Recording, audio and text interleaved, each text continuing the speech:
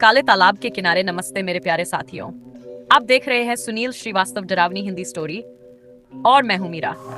अगर आपको ऐसी सच्ची और रूह कंपा देने वाली कहानियां पसंद हैं तो वीडियो को लाइक दीजिए, चैनल को सब्सक्राइब कर लीजिए और घंटी वाला बटन जरूर दबा दीजिए, क्योंकि आज की कहानी है काले तालाब के छलावा की। उस रात चांद पूरा था। तालाब का पानी चांदनी में चमक नहीं रहा था, बल्कि काला दिख रहा था, जैसे किसी ने उसमें स्याही घोल दी हो। गांव के 3 आदमी बैलगाड़ी में अनाज लेकर शहर जा रहे थे। 2 सफेद बैल, माथे पर लाल कपड़ा बंधा हुआ, गाड़ी की लकड़ी चरमराती हुई और रास्ता सीधा उसी तालाब के किनारे से गुजरता था। अचानक बैल रुक गए। गाड़ीवान बोला, अरे चलो, क्या हुआ? लेकिन बैल कांप रहे थे। तभी तालाब के किनारे एक बूढ़ा आदमी दिखाई दिया। फटा कंबल ओढ़े, सिर झुकाए खड़ा था। उसने धीमी आवाज में कहा, रात गहरी है, मुझे भी साथ ले चलो। गाड़ी में बैठे एक आदमी ने कहा, आ जाओ बाबा। जैसे ही वो बूढ़ा गाड़ी पर चढ़ा, तालाब का पानी हल्का सा हिल गया, जबकि हवा बिल्कुल शांत थी। दोस्तों, यहाँ मैं मीरा आपसे एक बात कहूँ, जब भी कोई अनजान जगह हो, रात हो, तो किसी अजनबी पर जल्दी भरोसा मत करना। और अगर कहानी अच्छी लग रही हो तो अभी लाइक कर दीजिए। सच में आपका एक लाइक मुझे और हिम्मत देता है आगे की कहानी सुनाने की। गाड़ी आगे बढ़ी, लेकिन कुछ दूर जाते ही पहिया कीचड़ में धंस गया। तीनों आदमी नीचे उतरे और जब वापस मुड़े तो गाड़ी में बैठा वो बूढ़ा गायब था, सिर्फ गीली सीट और एक अजीब सी गंध। तभी तालाब की तरफ से आवाज आई, मैं छलावा हूँ, जो दिखता हूँ वो होता नहीं।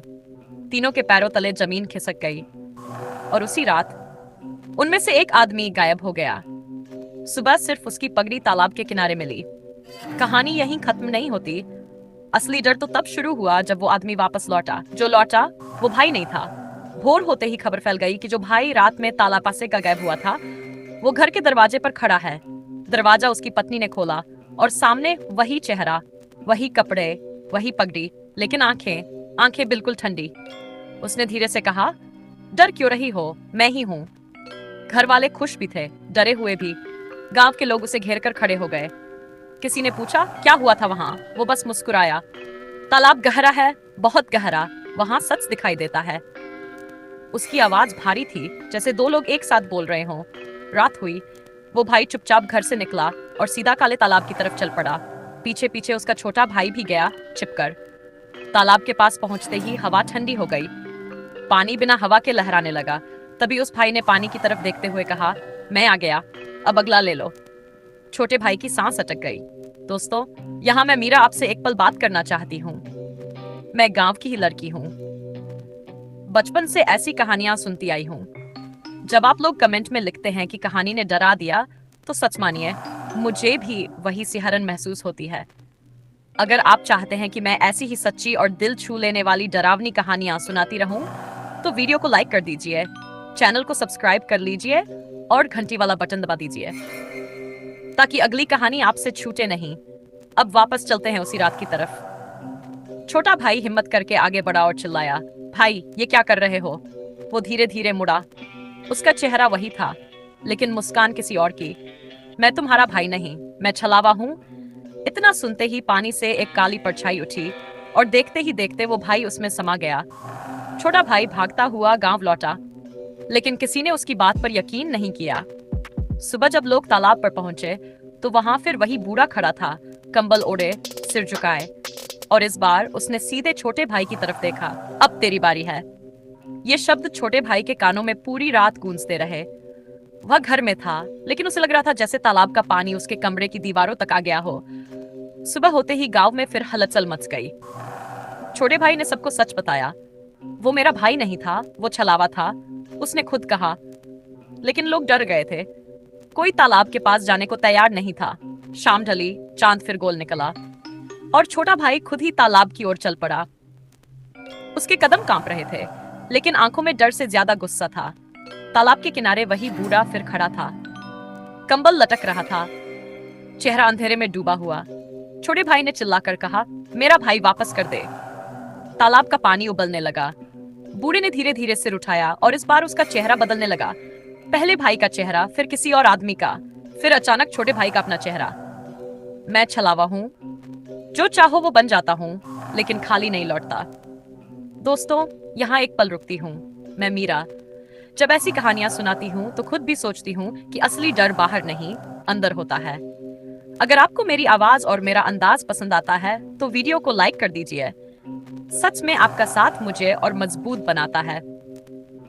चैनल को सब्सक्राइब कर लीजिए और घंटी वाला बटन दबा दीजिए ताकि अगली डरावनी दास्तान सीधे आपके पास पहुंचे। अब लौटते हैं उसी काले तालाब पर। छोटा भाई कांपते हुए आगे बढ़ा। तू जो भी है, मेरा भाई वापस कर। अचानक पानी से एक हाथ बाहर निकला, भीगा हुआ, ठंडा, और उसने छोटे भाई का पैर पकड़ लिया। वो चीखा, लेकिन आसपास कोई नहीं था। तालाब के ऊपर चांद की रोशनी बुझने लगी, जैसे किसी ने आसमान से दिया उतार लिया हो। कुछ पल बाद सब शांत हो गया। सुबह गांव वाले फिर तालाब पर पहुंचे। वहां दो जोड़ी पैरों के निशान थे जो पानी की तरफ जाते थे, वापस नहीं आते थे। और किनारे पर वही बूढ़ा खड़ा था, लेकिन इस बार उसके कंधे पर दो कंबल थे। कहते हैं आज भी जब चांद पूरा होता है, बैलों की घंटियां अपने आप बजने लगती हैं और काले तालाब के किनारे कोई फुसफुसाता है, मैं छलावा हूँ, पहचान सको तो पहचान लो। काले तालाब का छलावा तो मेरे प्यारे साथियों, काले तालाब की कहानी यहीं खत्म होती है, लेकिन छलावा आज भी वही है। कहते हैं जब भी रात में पूरा चांद निकलता है, तालाब का पानी काला नहीं, आईने जैसा हो जाता है, और जो भी उसमें अपना चेहरा देखता है उसे अपना नहीं किसी और का चेहरा दिखाई देता है।